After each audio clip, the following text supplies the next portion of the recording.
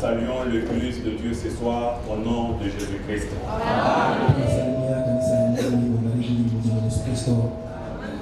Nous remercions le Seigneur Dieu qui nous a donné l'opportunité de se tenir devant son peuple pour vous apporter sa parole. Nous vous demandons de vous tenir debout pour la lecture de la parole de Dieu. Nous allons ouvrir nos Bibles dans l'Ancien Testament, dans le livre d'Agé, chapitre 2.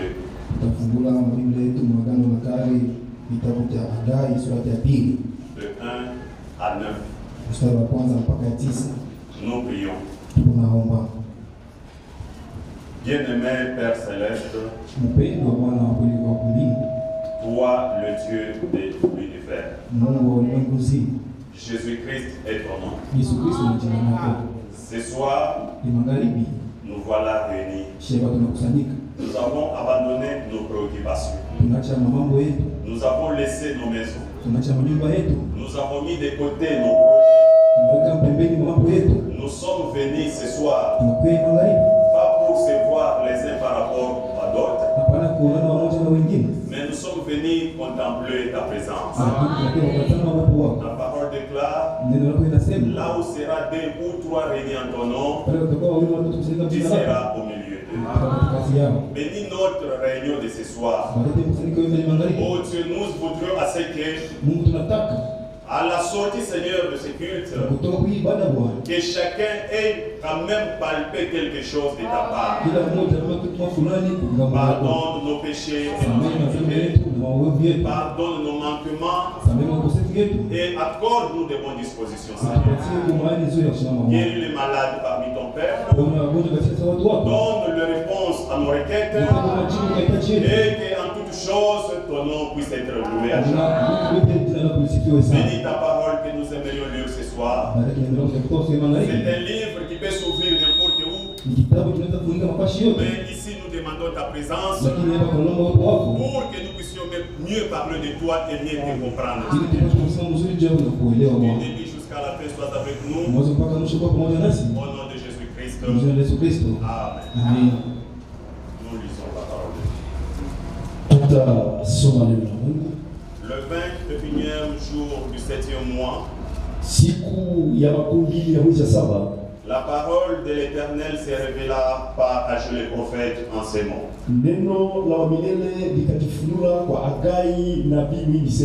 Parle à Zorobabel, fils de Shealtiel,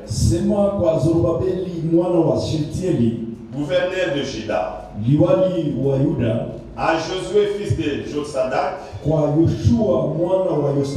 le souverain sacrificateur, et au reste du peuple, et dis-leur, quel est parmi vous le survivant, qui ait vu cette maison dans sa gloire première? Et comment la voyez-vous maintenant? Telle qu'elle est. Ne paraît-elle pas comme rien à vos yeux? Maintenant, fortifie-toi, Zorobabel. Dit l'Éternel. Fortifie-toi, Josué, fils de Josadak, souverain sacrificateur. Fortifie-toi, peuple entier du pays. Dit l'Éternel, et travaillez, car je suis avec vous. Dit l'Éternel des armées, je reste fidèle à l'alliance que j'ai faite avec vous. Quand vous sortez d'Égypte, et mon esprit est au milieu de vous. Ne craignez pas, car ainsi parle l'Éternel des armées. encore un peu de temps, et j'ébranlerai les cieux et la terre, la mer et le sec. J'ébranlerai les nations. Les trésors de toutes les nations viendront, et je remplirai de gloire cette maison, dit l'Éternel des armées. L'argent et l'or sont à moi, dit l'Éternel des armées.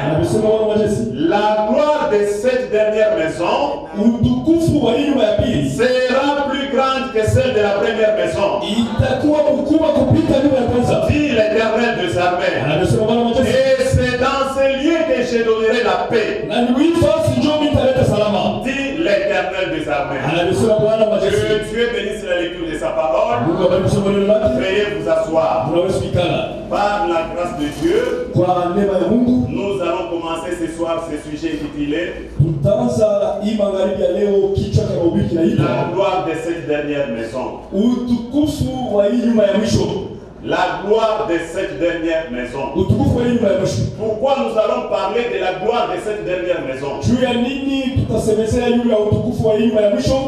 Nous parlons de cette gloire parce que dans la volonté de Dieu et dans le souhait de Dieu, depuis le commencement, c'était d'habiter avec son peuple,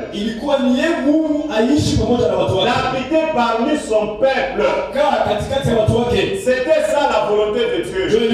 Même dans Genèse, là au commencement, la Bible nous montre comment chaque soir Dieu pouvait descendre pour communier avec son peuple. Mais là-bas, il descendait, il communiait, puis il retournait au ciel. Mais sa volonté propre, c'était d'habiter parmi son peuple, d'être avec son peuple jour pour jour, jour pour nuit. C'était ça son souhait. Pourquoi? Pour prendre soin de son peuple. C'était ça le souhait de Dieu. Mais l'homme s'était corrompu. L'homme avait fait quelque chose de mal qui n'a pas plu à l'Éternel Dieu. Et qu'est-ce que l'Éternel Dieu a fait? Nous sommes dans Genèse 6. Genèse 6:1. La parole de Dieu déclare: lorsque les hommes eurent commencé à se multiplier sur la face de la terre, et que les filles leur furent nées, les fils de Dieu virent que les filles des hommes étaient belles,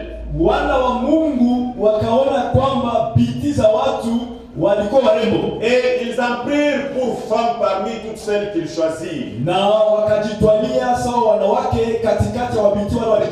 Alors l'Éternel dit: mon esprit ne restera pas toujours dans l'homme, car l'homme n'est que chair, et ses jours ne seront que de 120 ans.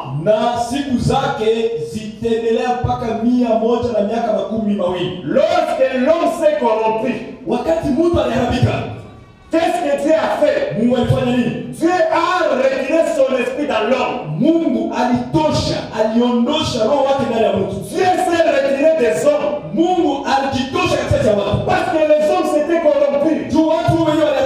La corruption chasse Dieu. La corruption amène Dieu loin.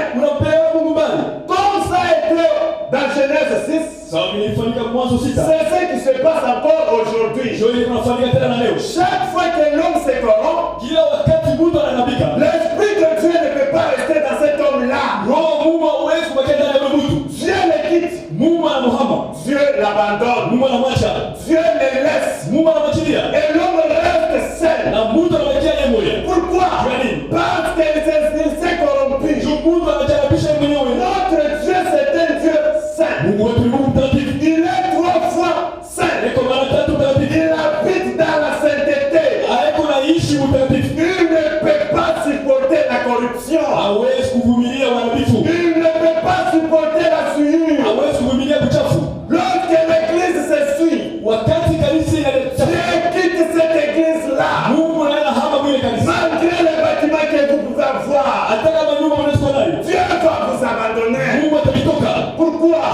vous vous êtes corrompu. Il l'a fait. Il le fait encore. Et il le fait encore. Quand tu te corromps, Dieu te quitte. Dieu t'abandonne. Et c'est là, tout le monde verra que cet homme ou cette femme, Dieu l'a abandonné. Pourquoi? Comme ça s'était passé ici, tout le monde avait constaté que Dieu nous a abandonnés. Mais malgré que l'humanité s'était corrompue, Dieu avait un témoin. Du temps de Noé ici, malgré cette corruption, Dieu ne manquera jamais un témoin. Dieu n'a pas besoin de beaucoup de témoins. Même ce soir, Dieu ne fait qu'un seul témoin. Qui peut être ce témoin ce soir? Et pour être témoin, il te faut quoi? Genèse 6:8. Dis quoi? Mais Noé trouva grâce aux yeux de l'Éternel. Noé était le seul témoin que Dieu avait vu à Moussonko. Dieu n'a pas vu des témoins. Dieu n'a pas vu 100 témoins. Dieu n'a pas vu 1000 témoins. Dieu a vu un seul témoin qui avait trouvé grâce devant lui. Est-ce que ce soir, toi aussi tu es la personne qui a trouvé grâce devant Dieu? Si tu as trouvé grâce devant Dieu ce soir, fuyez la corruption du monde.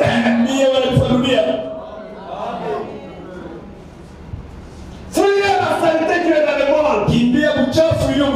Si réellement tu as trouvé grâce devant Dieu. Si tu crois, parce que dans les affaires de Dieu, ce n'est pas la tête. On ne pense pas être sauvé. Ne pensez pas que tu es sauvé. Ne pensez pas que tu seras sauvé. Crois que tu es sauvé. C'est ça les affaires de Dieu. La pensée, c'est la philosophie. C'est ça la pensée. Quand tu penses que tu es sauvé, tu es malheureux. Tu es malheureux. Parce que la pensée, c'est l'intellectualisme. Et l'intellectualisme commencera toujours à te présenter tes défauts, à te présenter te mal. Pourquoi? Pour t'affaiblir. Pour que tu deviens faible. Lorsque tu veux faire un pas, la pensée viendra te dire, est-ce que toi tu peux encore continuer? Mais la foi, elle est différente de la pensée. La foi, c'est une ferme assurance. La foi, même si je tombe, mais la foi me parle que relève-toi et continue la route. C'est ça la foi. C'est une ferme assurance. Est-ce que ce soir, il y a un homme ou une femme qui a aussi trouvé grâce comme Noé? Si tu es là ce soir, persévérer, continuez avec un pas. Chaque jour, continue avec un pas. Mais fuis la corruption qui est dans le monde. Fuyez la corruption qui est dans le monde. Pourquoi? Le souci de Dieu, c'est d'habiter parmi son peuple.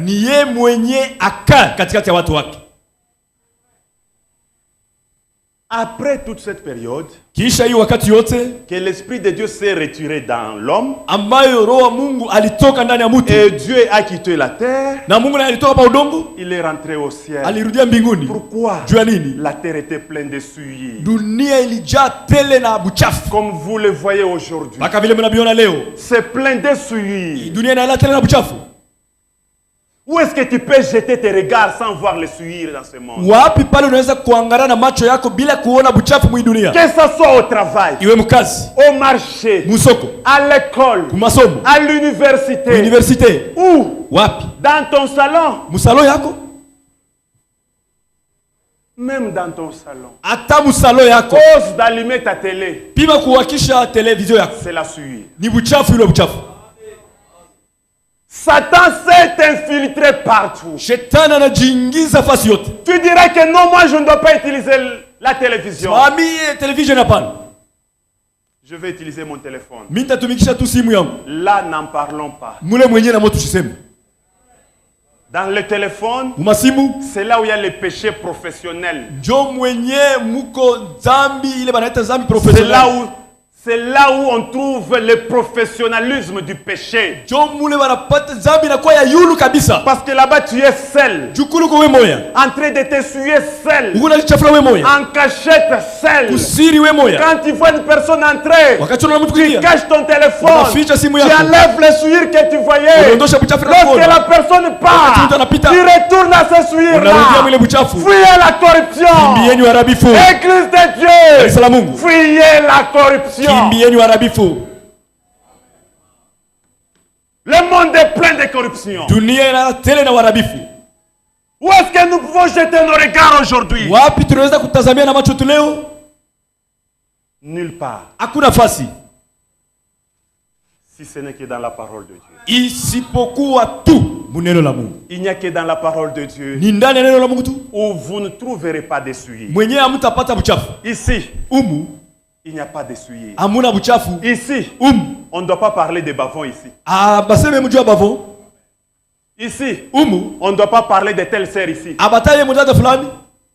Ici, on ne parle que du Saint des Saints.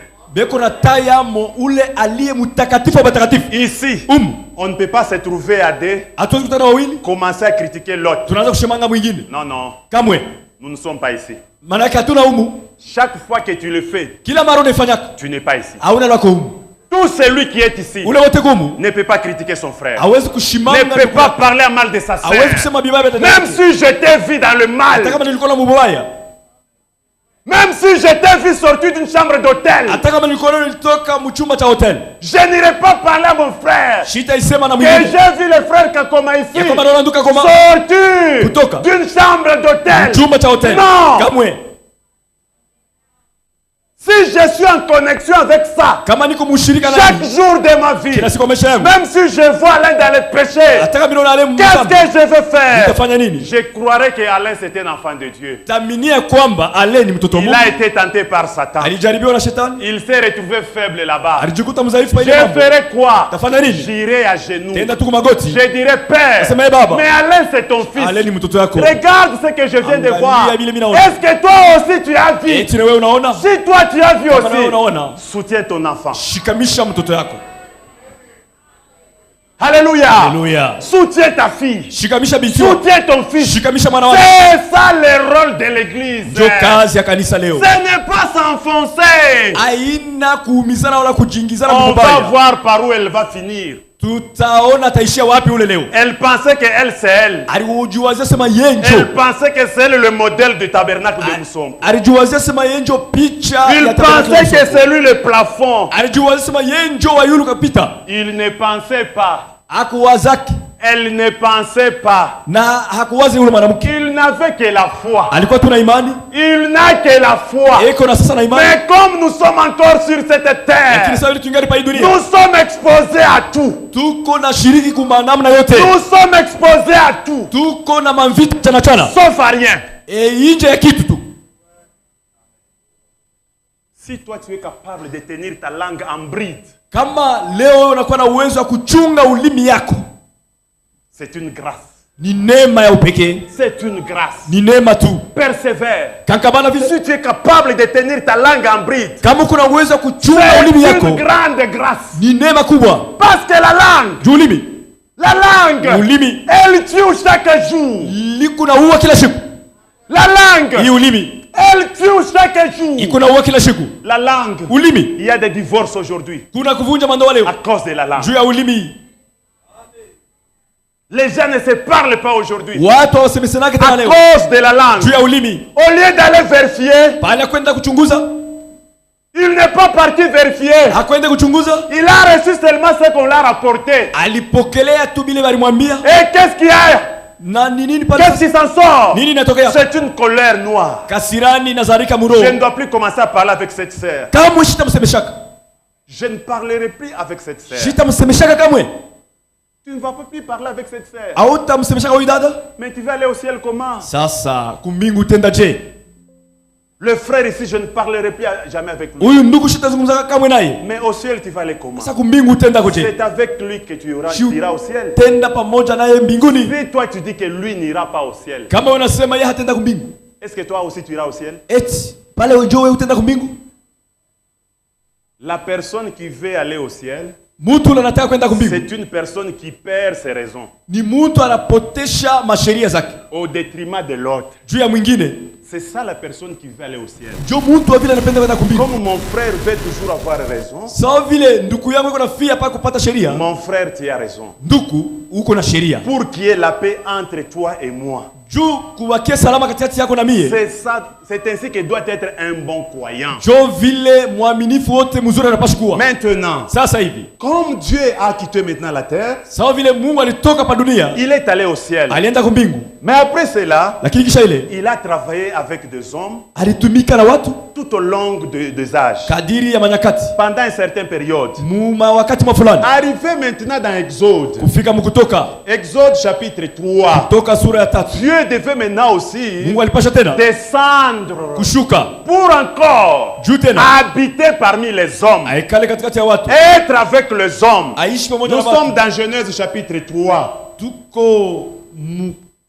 Exode plutôt, Exode chapitre 3. Kutoka mniwerazi kutoka sura 3. Exode chapitre 3, Kutoka sura 3. à partir de 1 Kuanzia paka pale jusqu'à 9. kufika pa 9. Mais nous allons directement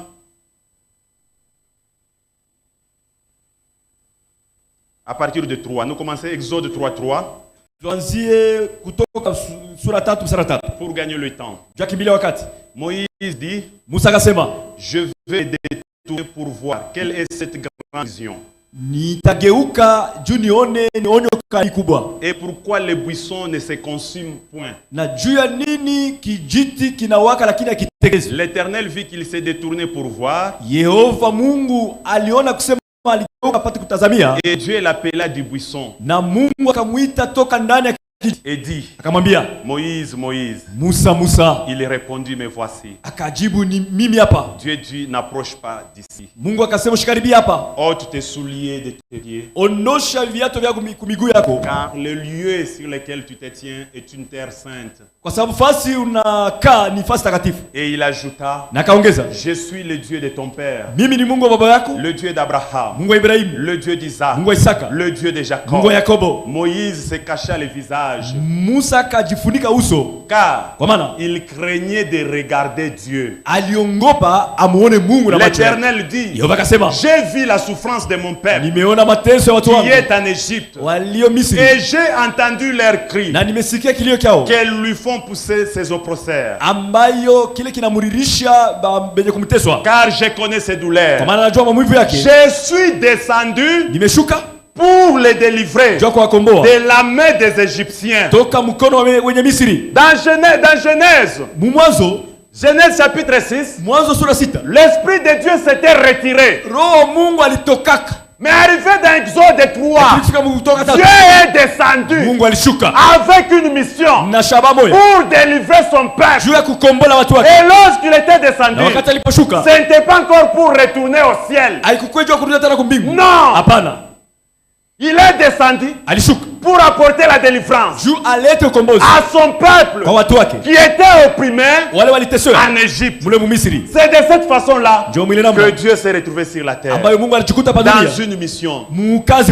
Maintenant, Moïse est allé présenter son Dieu qui est le Dieu d'Abraham, le Dieu d'Isaac, le Dieu de Jacob, devant les enfants d'Israël. Et les enfants d'Israël ont accepté leur Dieu. Et Israël est sorti d'Égypte. Pourquoi ils sont sortis? Parce que Dieu était parmi eux. Israël en Égypte, il n'avait pas une armée pour combattre Pharaon. C'est Dieu lui-même qui combattait pour eux. Israël dans le désert, il n'avait pas une armée. Son armée c'était qui? C'était l'Éternel des armées lui-même qui combattait. Israël n'avait pas une armée. Jusqu'à ce que un jour, qu'est-ce que Dieu a dit? Prenons d'abord Exode chapitre 3.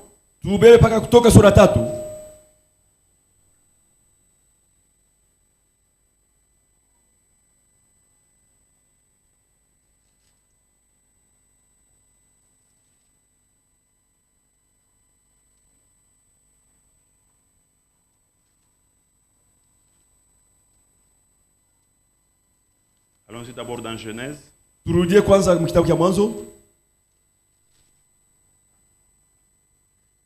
Dans Genèse 18, un jour, chez Abraham, il avait vu 3 hommes. Vous pouvez lire ça. Genèse 18, 1 à 3. Il avait vu 3 hommes. Ces 3 hommes, parmi eux, il y avait l'Éternel. Mais lorsqu'il était descendu chez Abraham, il n'avait pas la même mission qu'il avait dans Exode 1. Dans Exode 3, 1 à 3. Dans Genèse 18, il est apparu chez Abraham. Il était venu dans une mission pour constater ce qui s'est passé sur la terre et confirmer la promesse qu'il avait faite à Abraham. Mais dans Exode 3, il est descendu. Il était seul. Il avait pris sa forme-là que personne ne peut voir et continuer d'exister. Dans cette forme-là, si tu voyais l'Éternel, tu mourrais. Mais chez Abraham, lorsqu'il est descendu, il avait pris un corps. Dans ce corps-là, il pouvait parler avec Abraham et Abraham pouvait le servir à manger. Mais Abraham n'a pas eu peur. Tandis que ici, avec Moïse, Moïse a eu peur. Moïse s'est caché. Lorsqu'il a entendu que je suis le Dieu d'Abraham, le Dieu d'Isaac, le Dieu de Jacob, Moïse s'est dit, ce Dieu-là, personne ne peut le voir et continuer de vivre. Quiconque le voyait mourait. Mais lorsqu'il avait pris un corps chez Abraham, il pouvait parler avec Abraham. Abraham pouvait lui poser des questions. Abraham pouvait lui demander. Et il pouvait répondre à Abraham. Il pouvait dire à Abraham, est-ce que je peux cacher ce que je suis venu faire chez Abraham, mon ami? Dans ce corps-là, Abraham était son ami. Il lui a dévoilé le but de sa mission sur la terre. Et il a confirmé la promesse faite à Abraham. Il lui a dit, je reviendrai à cette même période. Sarah, ta femme, aura un fils. Ce n'est pas Eliezer qui sera héritier de ce que tu as. C'est un fils qui naîtra de toi avec Sarah. Dans ce corps-là, il pouvait parler avec Abraham. Il pouvait s'échanger avec Abraham. Dans ce corps-là, il pouvait avoir la poussière à ses pieds. Dans ce corps-là, il était comme un homme. Parce qu'Abraham avait vu les 3 hommes. C'est ce que dit la parole. 3 hommes. Mais avec avec Moïse, lakini mbele ya Musa, pourquoi il n'avait pas pris cette même forme? juu ya nini hakubeba ile umbo moja moja? Pourquoi? Juu ya nini? Chez Abraham, Kwa Ibrahimu, il est venu comme un homme. alitokelea sawa Mais mtu. chez Moïse, Lakini kwa Musa, c'était un buisson ardent. ilikuwa ni mchi mbichi kuna waka. Il est descendu chez Moïse Alishuka kwa Musa dans sa gloire. utukufu wake. Dans cette gloire-là, Utukufu. personne ne peut le voir Hakuna mtu anaweza et kuona continuer de vivre. na aendelee kuishi. Moïse a voulu se détourner pour voir. Musa alipenda kugeuka aone. Il lui a dit, hey Moïse, Akamwambia, Moïse, Musa, garde-toi. Ikapa, shimama pale. Enlève tes sandales. Ondosha viatu vyako.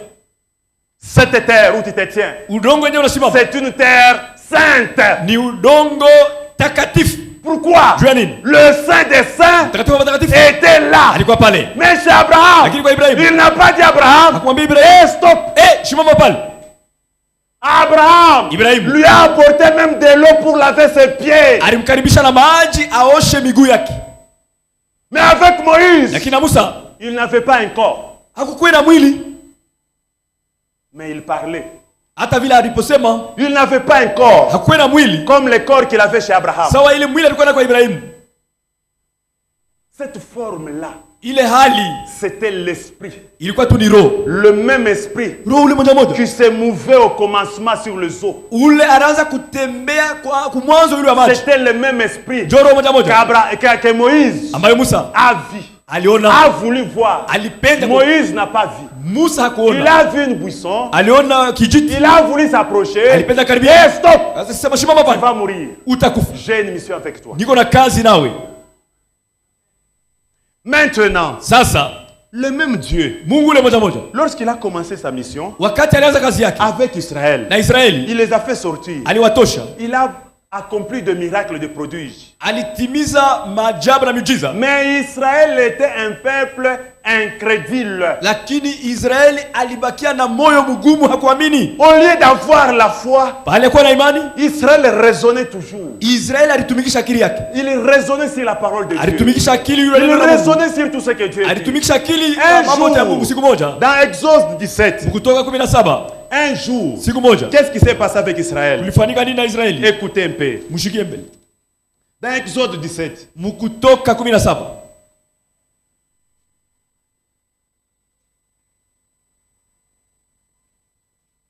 le peuple avait murmuré watu walinungunikaka à cause de l'eau. juu tu ya maji. Nous sommes dans Genèse 17. Tuko Mwanzo 17, Nous commençons par 4. tunaanza mstari wa 4. Moïse cria à l'Éternel en disant, Musa akapaza sauti kwa Yehova na kusema, que ferai-je à ce peuple? mtafanya nini na hao watu? Encore un peu, ils me lapideront. Bado kidogo watanitupia mawe. L'Éternel dit à Moïse, Yehova akamwambia Musa, passe devant le peuple pita mbele ya watu et prends avec toi des anciens d'Israël. na chukua pamoja nao wazee wote wa Israeli. Prends aussi dans ta main ta verge Chukua tena bagora yako mikononi mwako, avec laquelle tu avais frappé le fleuve et marche. na ile bagora ulipikaka pa muto na tembea. Voici, Tazama, je me tiendrai devant toi Tashi- sur les rochers d'Horeb. tashimama mbele yako yulu ya mwamba wa Horebu. Tu frapperas les rochers Wewe utapika mwamba et il en sortira de l'eau na maji itatoka et le peuple boira. na watu watakunywa. Et Moïse fit ainsi Na aux Musa yeux des akatenda- anciens d'Israël. Akafanya vile mbele ya wazee wa Israeli. Il donna à ce lieu le nom de Massa et Aka- Meriba, Akaita pa ile fasi ni pa Masa na Eriba. parce que les enfants d'Israël avaient contesté Juu wana wa Israeli walibishaka, et parce qu'ils avaient tenté l'Éternel en disant, na kwa sababu walimjaribu Yehova na kusema, l'Éternel, Yehova, es-tu au milieu de nous eti kweli kweli ou katikati n'y yetu es-tu pas? wala hana hapo? Alléluia. Haleluya. Le peuple voulait aussi s'assurer. Watu walipenda kupata kishu, Est-ce qu'il est parmi nous eti kweli kweli ou katikati il n'est pas parmi nous? wala hana katikati yetu. S'il n'est pas parmi nous, Kama hana katikati nous yetu, devons arrêter la marche. kumbe tushamishe safari. C'est de cette façon qu'ils ont commencé le murmure. Moïse, tu dis que Dieu est avec nous. Tu dis que l'Éternel te parle. Mais là, nous avons soif. Où est-ce que nous allons trouver de l'eau? Nous sommes en plein désert. Où est-ce que nous allons trouver de l'eau? Israël a commencé le murmure. Israël murmurait contre son Dieu. Même lorsque Moïse est allé apporter ses paroles devant l'Éternel. Vous pensez que lorsque Israël murmurait, l'Éternel n'était-il pas attentif? Il était attentif. Alléluia. Alléluia. Il était attentif. Au murmure. Il était attentif. Pourquoi? Souvenez-vous. Lorsque Moïse était monté pour prendre le 10 commandements, Israël est resté avec Aaron et les autres. Ils ont fait querelle à Aaron, disant que Moïse qui est parti, on ne sait pas ce qui lui est arrivé. Peut-être qu'il est déjà mort. Prends de l'or, fais de nous un veau d'or. Cette représentation sera pour nous un Dieu. Lorsqu'il faisait ces choses-là, Moïse avec Dieu sur le montagne de Sinaï, Dieu a dit quoi, Moïse? Ton peuple descend. Va voir ce que fait ton père. Il n'était plus le peuple de Dieu. Ils sont devenus le peuple de Moïse. Dieu voyait, Dieu entendait tout ce qu'il faisait là-bas. Et lorsque Moïse est descendu, et ce que Moïse avait vu, il a jeté les deux pierres. Là où était écrit les 10 commandements. Et la colère de Moïse était tellement grande. Mais arrivé ici, Moïse est allé rapporter à Dieu le murmure du peuple. Et qu'est-ce que Dieu a dit? Dieu, il a entendu et Dieu a donné la réponse.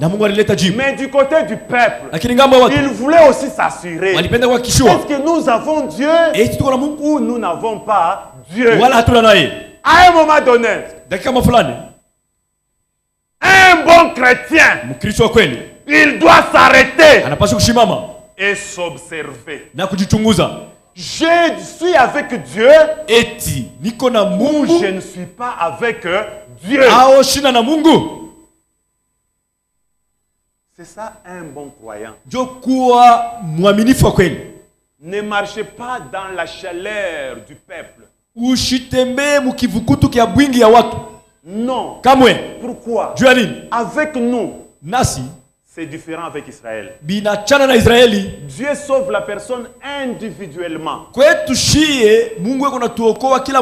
Essaye un peu de t'arrêter. Ça te servira à quoi de courir toujours? Arrête-toi. Examine d'abord ta vie. Recommencer, tu peux recommencer, c'est bien. Même 1000 fois, c'est bien. Oh, on va te rebaptiser. Même 1 million de fois, c'est bien. Mais il faut vérifier. Qu'est-ce qui te fait que tu sois toujours rebaptisé?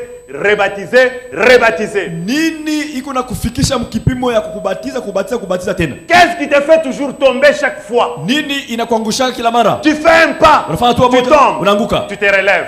Tu fais des pas, tu tombes, tu te relèves. C'est bien. Mais qu'est-ce qui te fait toujours tomber? Vérifie la chose qui te fait tomber. Est-ce que c'est ta bouche? Mais apprends à la fermer. Apprends à fermer ta bouche. Elle ne va pas puer. Non. Est-ce tes yeux? Mais apprends à les fermer. Tu ne seras pas aveugle. Elles sont tes pieds. Mais coupe-les. Coupe tes pieds. C'est ce que dit la Bible. Si tu vois que ta main, c'est elle qui t'empêchera. Coupez-la. Ce n'est pas prendre la machette et casser les jambes. C'est-à-dire, arrête là où tes pieds te conduisaient. Si j'allais à ce frère et que j'arrive, notre travail c'est seulement par la main que j'arrête cette visite-là. Arrêtez. Même si c'est de là que j'obtiens quelque chose des enfants, je vais arrêter mes pieds. Je n'irai plus jamais là-bas. Que les enfants dorment affamés le premier jour. Ils dorment le deuxième jour. Mais le troisième jour, je jure qui dorment le premier jour, le deuxième jour. Mais si tu arrêtes tes pieds pour protéger la sécurité de Dieu dans ta vie, le troisième jour, Dieu prendra soin de toi. Je vais garder la sainteté de mon Dieu à moi. Même ma bouche. Quand je vois frère Bavon, il faut que nous critiquions frère Daniel. Quand je vois telle sœur, il faut que nous critiquions telle sœur. Après les critiques, Sœur, tu veux partir? Oui, oui, je voudrais vous dire au revoir. Je voudrais arriver chez telle sœur qui m'a promis de me donner quelque chose de farine. Parce que je n'ai rien à manger chez moi. Toi aussi. Pourquoi tu aimes visiter telle sœur? N'est-ce pas, prends ça. Paye ce que tu as besoin.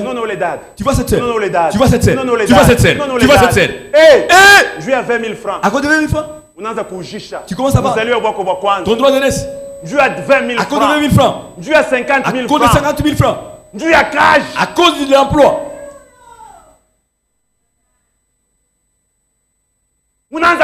Tu commences à vendre. Coupez cette relation. Je vous dis en tant que serviteur de Dieu, ton Dieu ne t'abandonnera pas. Kate les relations. Même si c'est lui qui paye ton loyer, arrêtez la relation. Tu dis, j'ai stoppé mes pieds. De la maison, je n'y passerai plus jamais. Nous devons mettre toute la parole de Dieu en pratique.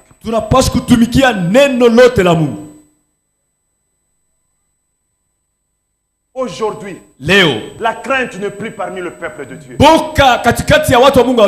Les gens sont devenus des sans-foutistes. Est-ce que Dieu n'est pas parmi nous? Dieu est parmi nous. Il est parmi nous. Nous ne vous flattons pas. Nous vous disons ce qui est vrai. À vous découper ces relations-là. Oh, si j'arrête, il a promis d'embaucher mon mari. Bien sûr. C'est vrai. Il peut plaider sa cause et qu'on embauche pour toi ton mari. Mais la voie sur laquelle vous poursuivez, ton mari sera embauché. Un mois il est licencié. Pourquoi? Toi tu as vu de l'emploi. Au lieu de voir les donateurs de l'emploi, les donateurs, ce n'est pas un homme. C'est lui qui donne de l'emploi. Il est au ciel. C'est le céleste qui donne de l'emploi. Si le céleste dit, même si tu cherches l'emploi, ce travail va prendre fin. Mais si le céleste te donne,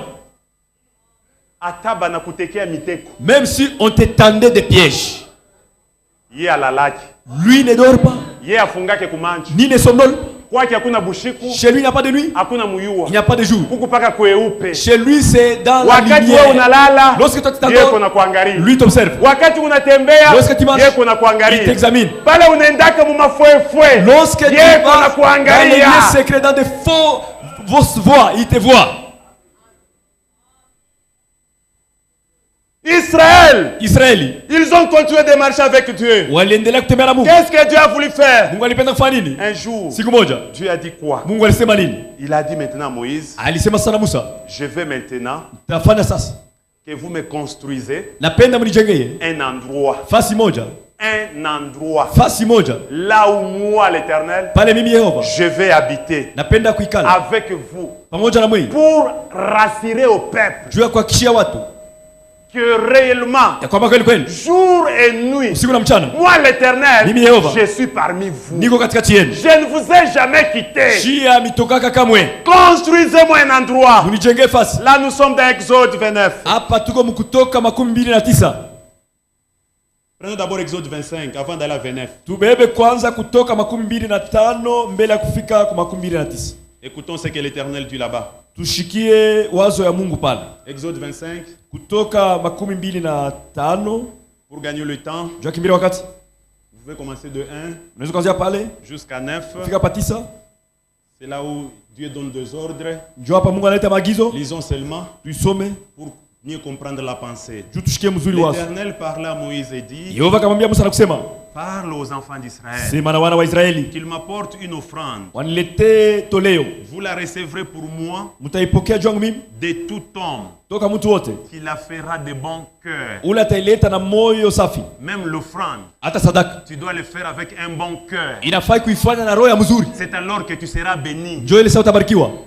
Même l'offrande de la construction, fais-le avec un bon cœur. C'est alors que tu seras béni. Ne donnez pas pour donner. Ne donnez pas parce que ce sont des superflus.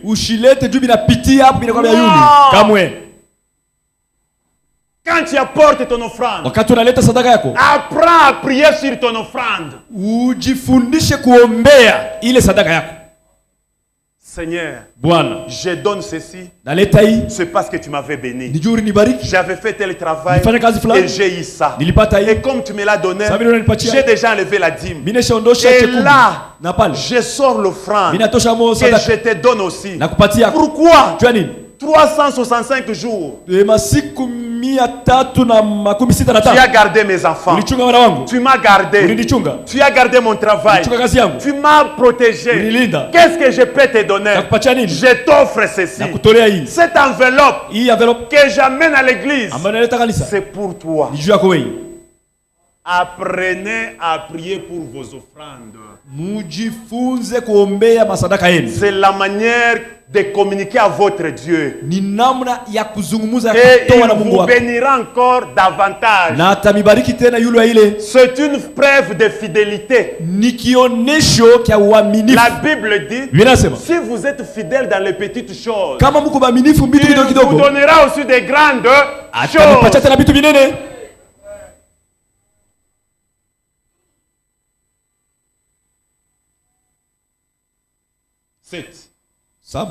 Des pierres d'onyx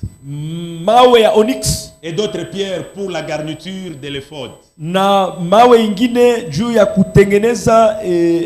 et du pectorat. Ils me feront un sanctuaire et j'habiterai au milieu d'eux. Alléluia. Alléluia. Il devait habiter au milieu d'eux. Vous ferez le tabernacle et tous ces ustensiles d'après les modèles que je vais te montrer. Le souci de Dieu était d'habiter parmi son peuple. Et le peuple devait lui construire un tabernacle, un sanctuaire, là où Dieu devait habiter. Et tout devait se faire selon le modèle de Dieu. Ne faisez pas les choses selon votre modèle. Faisons tout selon le modèle de Dieu. Dieu nous a donné un modèle. Même pour l'habillement, il y a un modèle. Nous avons un modèle d'habillement. Nous ne pouvons pas nous habiller comme le monde. Nous devons nous habiller décemment. Et s'habiller décemment, ce n'est pas seulement demander aux sœurs. Les frères aussi doivent s'habiller décemment. Pas de pantalons collants. Pas de pantalons coupés qui arrivent ici. Nous sommes un peuple saint. Un sacerdoce royal. Un royaume de sacrificateurs. En tant que sacrificateurs, nous avons notre modèle. Habillez-vous décemment. Avec respect. La sœur cache son corps. Cache. Le frère aussi cache son corps. Toi, tu n'es pas appelé à exposer ton corps. On te voit en culotte, en singlet. Non, il fait tellement chaud.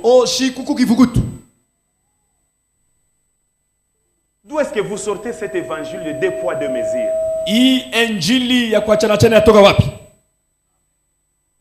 Fuchika mwili yako na we frère. Cache ton corps, même toi mon frère. Nous ne portons pas de culottes.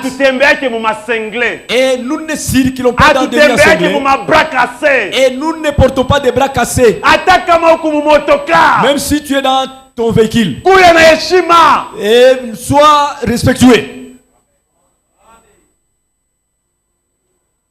Ce n'est pas le luxe que vous avez qui peut vous faire changer la vie, non. Nous sommes enfants de Dieu. Restons enfants de Dieu. Que l'argent ne nous change pas. Que l'argent ne nous transforme pas.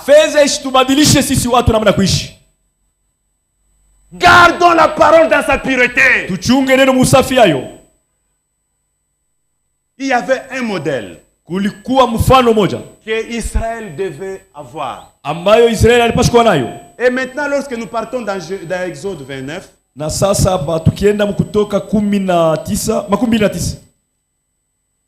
43,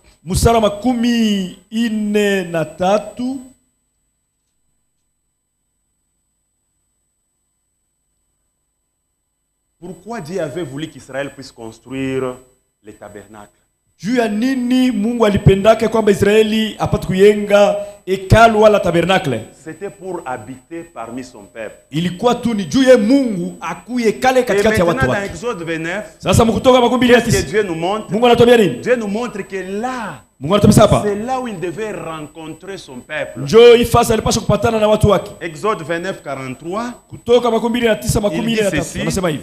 Je me rencontrerai là avec les enfants d'Israël. Na pale nitakutana na wana wa Israeli. Et ce lieu sera sanctifié par ma gloire. Na hii fasi itatakaswa na utukufu wangu. Je sanctifierai la tente d'assignation. Tatakasa hema ya mkusanyiko et l'autel. Na madhabahu. Je sanctifierai Aaron et ses fils. Tatakasa Haruni na wana wake. Pour qu'ils soient à mon service dans les sacerdoces. Ili wabakie mkazi yangu mule mkazi koani. J'habiterai au milieu des enfants d'Israël. Nitaka katikati ya wana wa Israeli. Je serai leur Dieu. Nitakuwa Mungu wao. Ils connaîtront que je suis l'Éternel leur Dieu. Nao watajua kwamba mimi ni Bwana Mungu wao. Qui les a fait sortir du pays d'Égypte. Ambaye aliwatosha nchi ya Misri. Pour habiter au milieu d'eux. Ili nikae katikati yao. Je suis l'Éternel. Mimi ni Yehova. Leur Dieu. Mungu wao.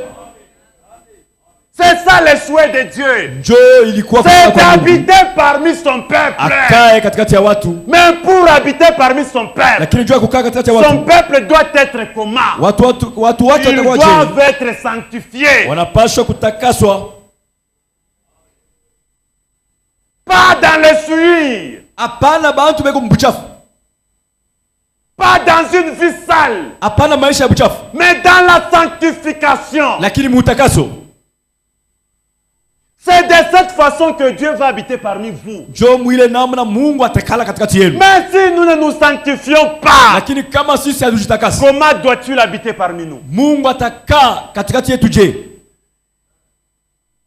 Ici, Dieu a demandé à Israël de construire ce tabernacle et avoir cette tente d'assignation.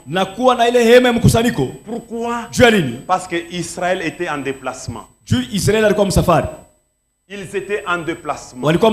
Lorsqu'ils devaient se déplacer, ils devaient déplacer ce tabernacle. Et cette tente d'assignation, on devait les déplacer avec eux. Mais ce n'est pas que il a fallu qu'on transporte Dieu. Dieu, on ne le transporte pas. C'est Dieu qui les transportait eux. Mais cet endroit, c'est un endroit que Dieu avait préféré pour sanctifier son nom là-bas. Il a préféré que le peuple ait ce sanctuaire avec cette tente d'assignation. Là où les sacrificateurs devaient commencer à entrer pour rencontrer Dieu. Mais Dieu, ça ne veut pas dire que il demeurait dans ce tabernacle-là et les gens venaient lorsqu'ils transportaient les tabernacles, ils transportaient Dieu. Dieu est esprit. Personne ne peut les transporter. Alléluia. Alléluia. Mais c'est dans cet endroit où la présence de Dieu s'est manifestée. C'est dans cet endroit lorsque Moïse y entra et qu'il sortait là-bas de la présence de l'Éternel. Personne ne pouvait le fixer. Moïse priait. Pourquoi? Parce que de la présence de Dieu où il sortait, cette présence, lorsque tu y sors, tu ne peux pas rester la même que tu étais entré. Lorsque Dieu descendait, qu'est dit la Bible? Il y avait d'abord une nuée. Au-dessus de la tente d'assignation, il y avait une nuée. Quand cette nuée-là était là, Israël savait que et l'homme était déjà descendu là-dedans. Un jour, Moïse est allé en présence de Dieu. 40 jours et 40 nuits.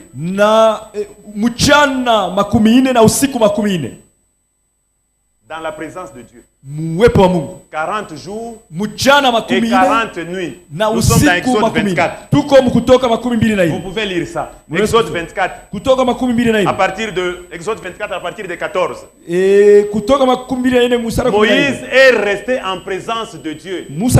40 jours, 40 nuits. Posez-vous la question. Il mangeait quoi? 40 jours et 40 nuits. Nous avons un Dieu qui prend soin de ses enfants.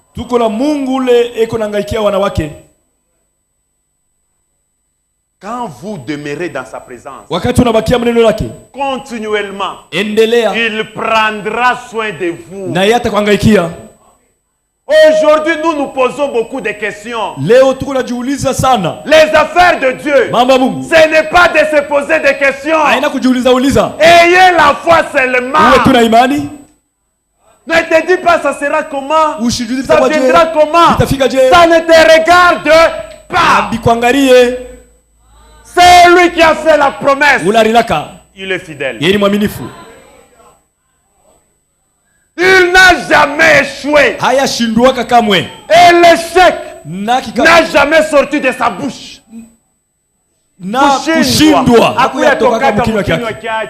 C'est vrai. Il n'a jamais échoué. C'est nous qui pensons en tant qu'humains. Frères et sœurs, Dieu n'a jamais échoué. Kama unamubamba na mikono mbiri. Si tu les tiens avec tes deux mains. Kumubamba na mikono mbiri. Les tenir avec deux mains. C'est mettre en pratique sa parole. Ni kusema kutumikia neno lake. Si vous mettez sa parole en pratique. Kama unatumikia neno lake. Il ne vous abandonnera jamais. Yeye hata miachanga kamwe. Il ne vous laissera jamais. Hata miachiriaka kamwe. Il sera avec vous. Atakuwa na mweye. Mais kama uko na mubamba hivi. Mais si tu les tiens pas légèrement là. Na yeye kona kubamba. Et lui aussi il te tient légèrement. Kama unamubamba hivi. Si tu les tiens avec force. Na yeye atakubamba hivi. Et lui aussi il le fera de même. Na kama yeye atakubamba hivi. Et si lui te tient comme ça. Tu n'as quoi intouchable. N'est-ce pas, tu deviens intouchable. Kama yeye anakubamba hivi. Si lui te tient avec deux mains. On a quoi inkamatable. Tu deviens intouchable. Nani atakukamata? Qui peut te saisir? Kama yeye kukamata. Si tu es dans ses mains. Bamba sauti ya Mungu. Tiens la parole de Dieu. Bambiriria. Tiens wakati inako. Il n'y a plus de temps. Alléluia. Alléluia. Église de Musompo. C'est le temps de se réveiller. Ni wakati ya kulamuka. Mapambazuku yake yo ile inaanza kuonekanika. Voilà son horreur, ça apparaît. L'horreur est là. Mapambazuku ile. Son retour. Yakuja kwake. Abandonnons tout. Tuacheni vyote. Revenons sur la voie. Turudieni panjia. Dieu veut habiter dans son peuple. Mungu anapenda kuikala ndani ya watu wake. Avec son peuple. Anapenda kuikala na watu wake. Lakini il demande la sanctification. Analomba utakaso. Nous devons nous sanctifier. Tunapaswa kujitakasa. Sampisha lurimi lwako. Sanctifie ta langue. Sampisha kinywa chako. Épire ta bouche. Takasa mikono yako. Sanctifie tes mains. Takasa mikono yako. Sanctifie tes jambes. Kama biko nguvu kata. Si ça semble être dur, coupé. Je vous dis en tant que serviteur de Dieu. Ukate ma relation ingine. Coupé, arrêtez d'autres relations. Haustapoteza kintu. Tu ne perdras rien. Si tu le fais pour Dieu, kama unafanya Mungu, il prendra soin de toi. Yeye mwenyewe atakuangaikia. Que Dieu vous bénisse pour ce soir. Mungu abibariki tu magharibi.